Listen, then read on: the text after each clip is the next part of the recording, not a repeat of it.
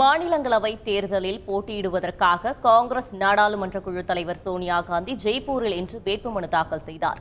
மாநிலங்களவை எம்பிக்கள் 56 பேரின் பதவிக்காலம் முடிவடைய உள்ள நிலையில் இவர்கள் அனைவரும் உத்தரப்பிரதேசம், ராஜஸ்தான் உள்ளிட்ட மாநிலங்களில் இருந்து தேர்ந்தெடுக்கப்பட வேண்டும். மாநிலங்களவை தேர்தல் வரும் 27ஆம் தேதி நடைபெற உள்ள நிலையில் வேட்புமனு தாக்கல் நாளையுடன் முடிவடைகிறது. இந்த நிலையில் ராஜஸ்தான் மாநிலத்திலிருந்து மாநிலங்களவைக்கு போட்டியிடுவதற்காக ஜெய்ப்பூர் வந்தடைந்த சோனியா காந்தி வேட்புமனு தாக்கல் செய்தார்.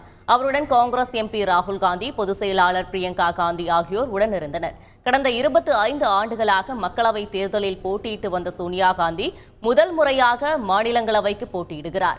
2004 முதல் 2019ஆம் தேர்தல் வரை ரேபரேலி தொகுதியில் சோனியா காந்தி போட்டியிட்டு வெற்றி பெற்றார்.